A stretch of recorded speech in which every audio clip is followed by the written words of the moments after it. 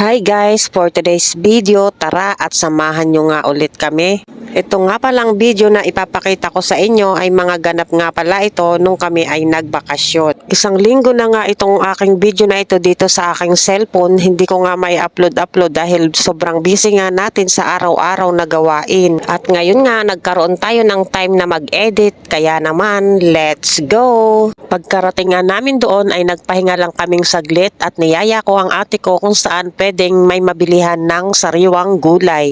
At dito nga kami nagpunta sa isang taniman ng ampalaya. Pero hindi nga kami nakabili kasi bagong spray lang daw.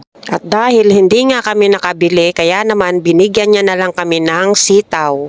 At dinagdagan ko na nga lang ng malunggay at sabi ko pwede na itong pang-ulam. At ganitong luto nga ang ginawa ko, sinabawang gulay. At kinabukasan nga paggising ko ay nagkape lang ako dito sa tabi ng bintana. At habang nagkakape nga ako ay binidyohan ko ang ate ko at ang bayaw ko habang nagwawalis ng bakuran. Sa ganitong lugar nga ay napakasarap talagang magkape dito sa tabi ng bintana kasi ang gaganda ng tanawin na nakikita natin dito sa labas. At dito naman sa kusina ay nagluluto naman yung apo ko ng pritong hotdog at nilagang itlog para naman sa almusal nila. At dahil may mga chikiting din tayong kasama at ayan ang gustong ulam nila sa almusal. At pagkatapos nga naming mag-almusal ay niyaya ko yung aking pamangkin na sabi ko tara videohan mo ko at mangunguha tayo ng bayabas. At ito nga hindi siya nagdalawang isip at sinamahan nga niya ako. At ito na nga papunta na tayo sa puno ng bayabas. Ayan palingalinga hindi nakatiis. At ayan umakyat na rin ako dyan. Mababa lang naman itong puno ng bayabas kaya kayang-kaya nating akyatin yan.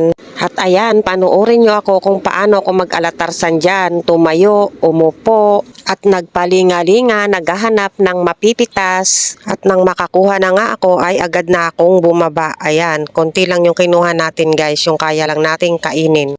At pinitas ko na nga rin itong isang nasa mababa. Ayan, at maya-maya lang ay babalik na tayo. Ayan, pauwi na tayo. Malapit lang naman yan guys. Yung kaninang pinakita ko sa inyo na winawalisan ay harapan ng bahay yon. Ito naman ay sa bandang likuran ng bahay, yung ating kinuhanan ng bayabas. At may paturo pa nga ako dyan dahil nakita ko yung bunga ng mangga na kumpul-kumpul pero hindi pa pwedeng pitasin dahil mura pa.